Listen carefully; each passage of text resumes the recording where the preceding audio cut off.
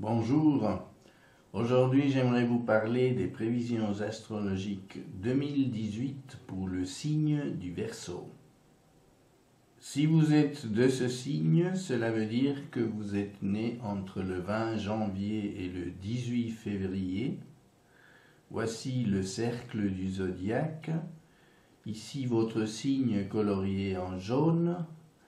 Ce signe appartient à l'élément air, tout comme les Gémeaux et la Balance. Je vais tenir compte de la position de votre soleil natal pour faire mes prévisions. Ce soleil natal se trouvera bien entendu dans l'un des 30 degrés de votre signe. C'est pourquoi je l'ai colorié en jaune. Mes prévisions donc vont regarder quels seront les angles effectués par ces planètes lentes sur votre soleil. Comme vous le savez certainement, un thème natal comporte beaucoup de facteurs, les planètes, les maisons, les angles entre les planètes, appelés aspects. Et pour faire mes prévisions aujourd'hui, je ne vais tenir compte que d'un seul de ces facteurs, c'est-à-dire le soleil à votre naissance. Par conséquent, mes prévisions vont être générales et pourront s'appliquer à pratiquement tous les Verseaux, à l'exception, je dirais, des spécificités que je vais vous présenter petit à petit, dues à la position du soleil à votre naissance, si vous êtes né au début du signe, au milieu ou à la fin du signe. Par conséquent, n'oubliez pas que pour personnaliser ces prévisions dans votre cas concret, il faudra tenir compte de l'ensemble de votre thème natal que, évidemment, je ne connais pas. Et par conséquent, si vous voulez aller plus loin, vous devrez me contacter par email et me demander un travail si vous le souhaitez. N'oubliez pas que je demande quand même des honoraires. Je ne peux pas faire ça gratuitement pour tout le monde, malheureusement. Vous trouverez tous les renseignements sur mes prestations et mes tarifs sur mon site internet dont vous avez eu l'adresse au début de cette vidéo et vous la trouverez également à la fin. Pour commencer, j'aimerais vous parler de la planète Uranus qui est l'une des maîtresses de votre signe. En 2018, elle va changer de signe. Le 15 mai, elle passera dans le Taureau, mais pour le moment, elle est encore dans le signe du Bélier jusqu'au 15 mai et elle parcourt les derniers degrés du signe. Par conséquent, les naissances concernées du Verseau vont être celles de la fin de la période Verseau, celle du 9 au 18 février.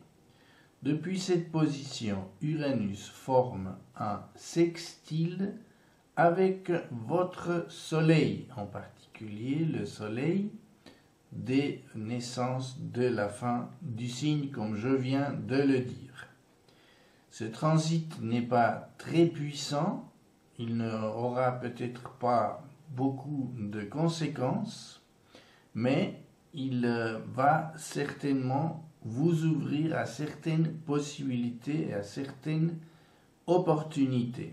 Ces opportunités conduiront probablement à un changement, à une situation qui vous permettra d'être plus indépendant, d'avoir une aspiration particulière vers plus de liberté.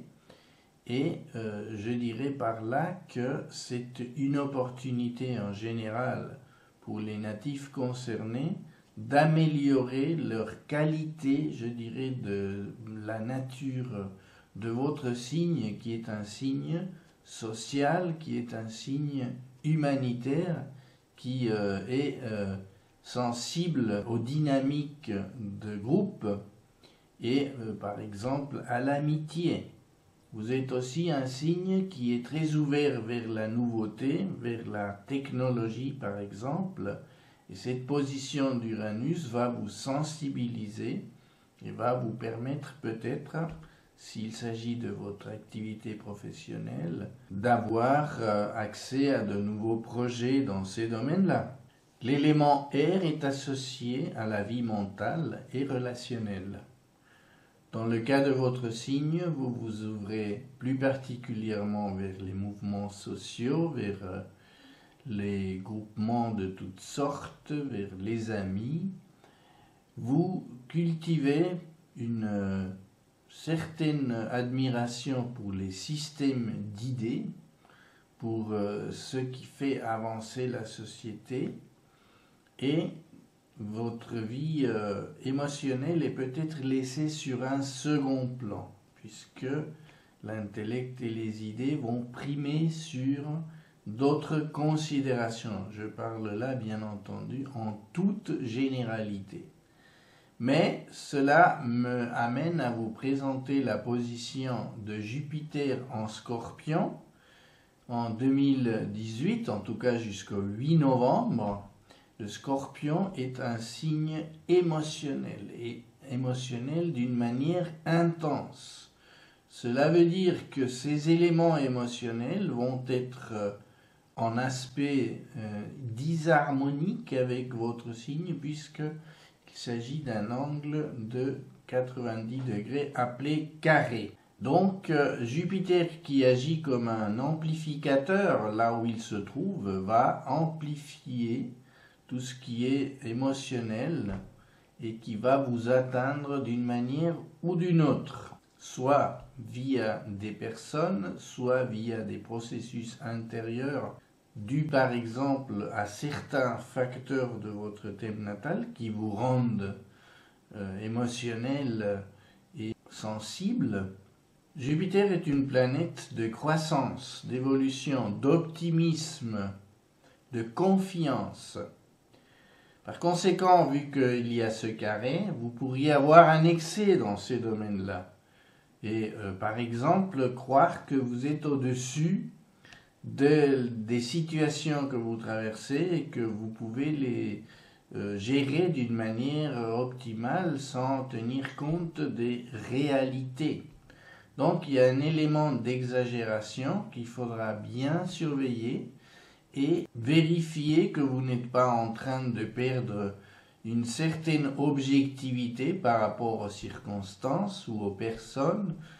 Et alors à ce moment-là, restez vigilant et vous dire qu'il faut cultiver un certain calme, une certaine modération pour ne pas devenir victime d'un certain excès d'enthousiasme ou d'exagération, de mauvaise évaluation des situations que vous êtes en train de traverser.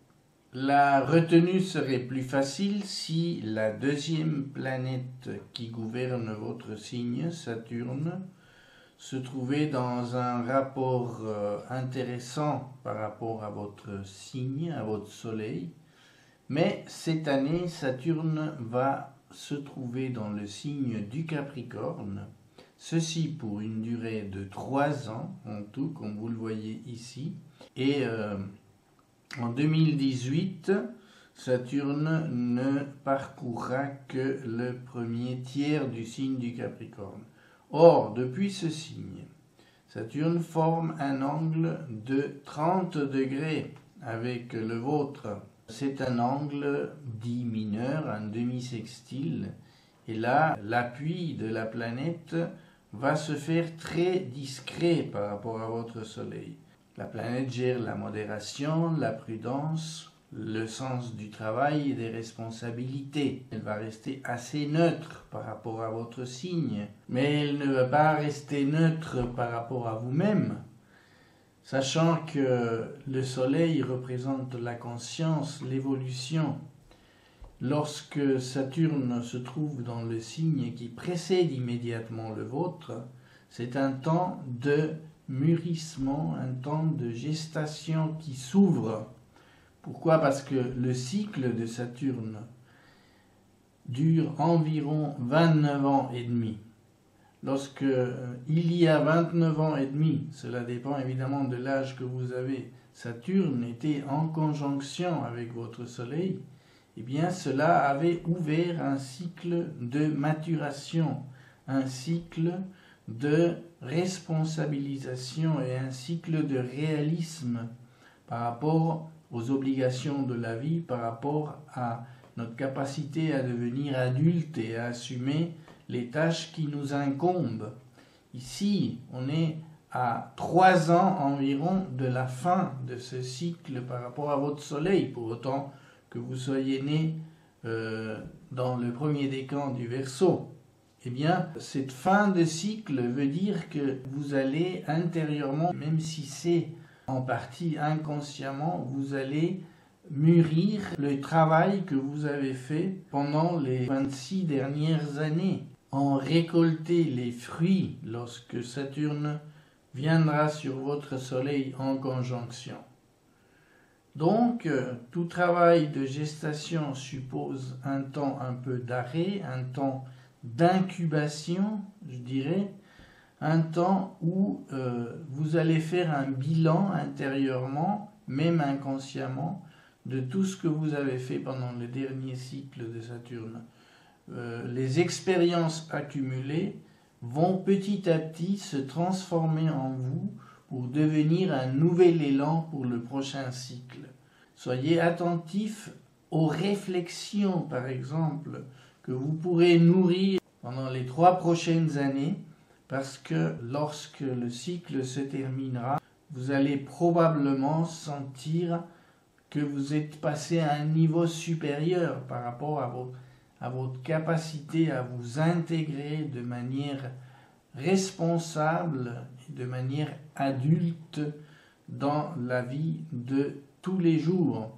Bien entendu, si vous êtes déjà au bout du 2e cycle de Saturne pour vous, il ne s'agira peut-être pas de vous poser la question « est-ce que je suis devenu adulte ou pas ?» La question sera plutôt « comment je vais transmettre aux gens qui sont autour de moi l'expérience que j'ai accumulée pendant toutes ces années ?» Je vais vous parler maintenant des 2 dernières planètes lentes. Neptune et Pluton vont se trouver dans les 2 signes adjacents au vôtre, l'un avant, l'autre après. Dans le cas de ces 2 planètes lentes, on ne peut pas parler de cycle comme on l'a fait avec Saturne, puisque Neptune prend 164 ans pour faire le tour du zodiaque et Pluton 248 ans. Donc ce sont des cycles qui sont extrêmement longs et qu'aucune vie humaine ne peut les vivre entièrement. Donc les influences de ces planètes vont rester quand même sur un plan collectif, générationnel, plus que sur un plan individuel, en ce qui concerne votre signe actuellement. Bien entendu, lorsque Pluton entrera dans le Verseau dans une dizaine ou quinzaine d'années et que Neptune sera passé dans le Bélier aussi dans un certain nombre d'années, eh bien les 2 planètes feront des angles qui seront beaucoup plus significatifs. Mais là, pour le moment, les 2 planètes sont en rapport de demi-sextile avec votre Soleil, et c'est de cas en cas qu'il faudra examiner quels seront les effets qu'on pourra attendre concrètement en fonction du reste de votre thème natal. Je ne vais pas m'attarder là-dessus aujourd'hui. Je vais vous parler tout de suite de Vénus, qui est une planète rapide et qui va passer dans votre signe du 19 janvier au 10 février. Alors là, il faudra vous attendre à une période un peu plus facile, une période où il pourra y avoir des bienfaits de type matériel ou affectif, ou qui pourra vous inspirer des créations artistiques. Par exemple, si vous êtes un Verseau artiste, c'est une période de créativité finalement qui peut bien être bénéfique si vous êtes attentif. Bien entendu, le passage est tellement rapide qu'on ne peut pas s'attendre à des effets durables en soi, mais Vénus pourrait avoir un rôle de déclencheur. Le moment de la nouvelle lune du 15 février dans votre signe sera très intéressant, parce que cette nouvelle lune va se produire en angle quasi exact avec Uranus d'un côté et de Jupiter de l'autre. Donc on peut dire que cette nouvelle lune va renforcer ces aspects-là. Cette nouvelle lune va déployer ses effets pendant le mois lunaire qui va suivre, jusqu'au 15 mars environ. Alors là, vous aurez d'un côté les forces de l'enthousiasme et de la confiance qui viendront de Jupiter et les forces de l'innovation qui viendront de Uranus. Vous pourrez peut-être commencer un projet ou bien vous pourrez rejoindre un groupe particulier qui remplira vos aspirations en ce qui concerne vos ambitions sociales par exemple. Donc c'est très intéressant de garder à l'esprit cette date si vous avez des projets en vue, si vous avez des échéances en vue pour mettre en place quelque chose. Donc on n'est pas si loin que ça du 15 février. Soyez donc attentifs dès maintenant à ce que vous pourriez souhaiter commencer à cette date. À partir du 15 mai, Uranus va passer dans le signe du Taureau. Ce signe est en rapport de 90 degrés avec le vôtre. Donc il y aura un carré entre Uranus et votre Soleil. Le carré est un aspect de tension, un aspect potentiellement conflictuel, potentiellement exagéré, où les forces sont puissantes. Alors Uranus, qui est votre planète, en carré avec votre Soleil, va tendre à vouloir survolter un peu les tendances de votre signe. C'est-à-dire, vous aurez peut-être envie d'atteindre une position d'indépendance, de plus grande liberté. Si vous êtes en train de mettre en place des projets, par exemple, vous pourrez peut-être être tenté de ne pas écouter les autres personnes autour de vous, de vouloir imposer votre volonté, surtout qu'entre Uranus et Jupiter, il y aura une opposition entre ces deux planètes, ce qui va aussi contribuer à exagérer les tendances impulsives dues à Uranus. Eh bien, la chance, c'est peut-être que le signe du Taureau est un signe stable, concret, pratique, qui veut les choses d'une manière tranquille, et donc cela va peut-être calmer cette opposition entre Uranus et Jupiter. Néanmoins, il faut être très attentif de ne pas dépasser certaines bornes et de garder une flexibilité, un calme par rapport aux opportunités ou aux changements qui pourraient se présenter dus à des événements imprévus. C'est le propre d'Uranus, c'est de nous proposer des événements qu'on n'attend pas. Donc ces événements-là vont peut-être provoquer des changements que vous ne désirez pas forcément, et dans ce cas-là, il faudra de toute façon les accepter, parce que s'opposer aux forces d'Uranus en général, c'est un mauvais calcul. Il faut avoir en vue que tout changement peut être bénéfique pour l'évolution, pour votre évolution personnelle, même si sur le moment, ces événements peuvent vous paraître insurmontables ou qui peuvent créer des situations indésirables. Je dirais que tout changement, de toute manière, cela fait partie de notre vie, de notre évolution. Les changements surviennent parfois quand on les attend le moins, et de toute manière, il y a un avant et un après. C'est bien possible que ce carré d'Uranus vous mette au défi, surtout je parle en naissance du début du Verseau du 20 au 25 janvier. Essayez donc de ne pas agir de manière trop individuelle, essayez donc de tenir compte de votre environnement et des désirs et des besoins des personnes qui seront autour de vous ou de l'organisation dans laquelle vous travaillez, pour que les éventuels effets défavorables de cette configuration ne soient pas trop dommageables pour vous. C'est une période où vous serez probablement hyperstimulé et que ceci peut aussi avoir de bons effets pour votre avenir.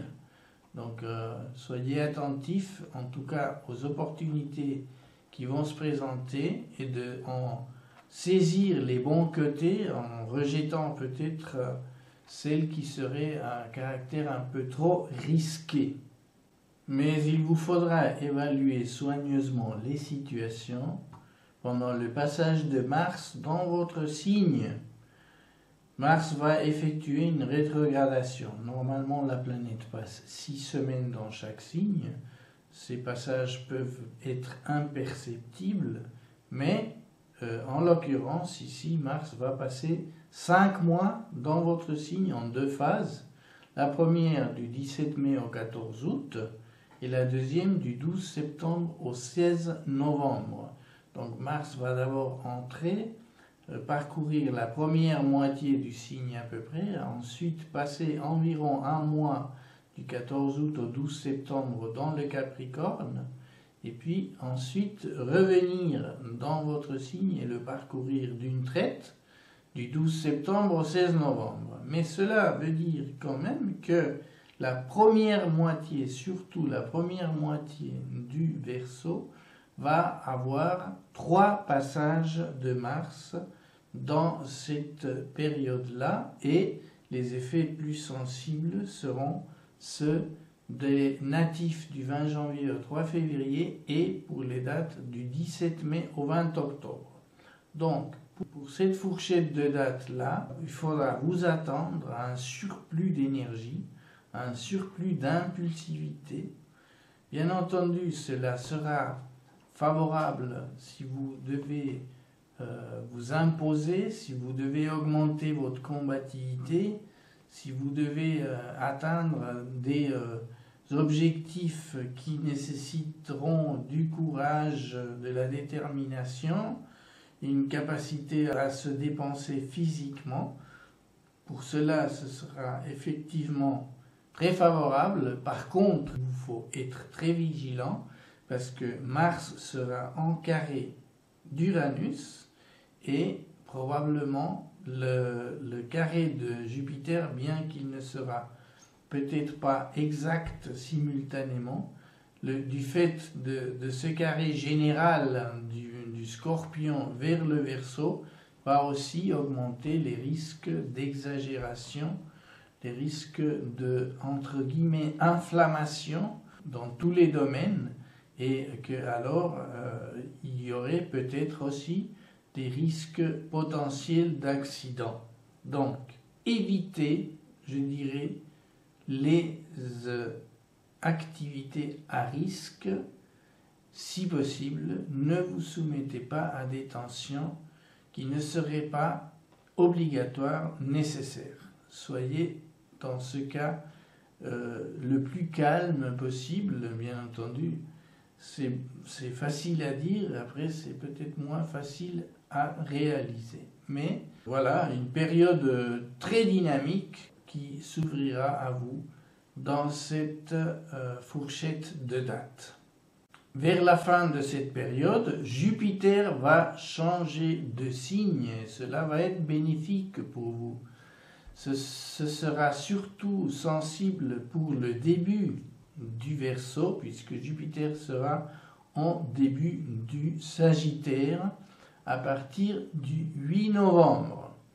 Le passage de Jupiter dans le Sagittaire va être assez long, 1 année et 1 mois, et cela va être bénéfique pour vous parce que le rapport angulaire sera de 60 degrés, un aspect favorable qui va se former sur votre Soleil. En 2018, cela va affecter principalement le début du signe du Verseau, puisque Jupiter sera au début du signe du Sagittaire.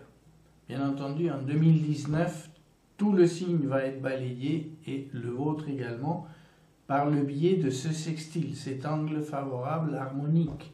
Donc les énergies du Sagittaire, ce sont des énergies d'enthousiasme, d'entreprise, d'aventure, de confiance. Ces énergies-là vont arriver vers votre signe sans aucun obstacle puisque l'angle sera favorable. Donc, à partir du 8 novembre, une bonne période qui s'ouvre pour vous, qui va succéder à ce passage de Mars qui aura été conflictuel peut-être, en tout cas très dynamique. Là les choses vont se calmer. D'un autre côté, Uranus va reculer dans le Bélier à nouveau pendant une période de 5 mois que voici. Donc fin d'année 2018 harmonique, essentiellement harmonique pour votre signe, et je souhaite que vous puissiez en bénéficier d'une manière consciente, surtout que à partir du mois de novembre, Mercure entrera aussi dans le Sagittaire. Mercure, c'est la planète de l'intelligence, de la pensée, de la communication, des relations, je dirais, intellectuelles avec les autres personnes. Et depuis le Sagittaire, Jupiter et Mercure seront en conjonction. Donc cela va vous donner des pensées résolument optimistes pendant cette période. Et si vous avez des projets en vue ou que vous avez vous envisagez des relations, notamment avec certains groupes de personnes ou même individuellement, le passage de Mercure sera favorable, certainement.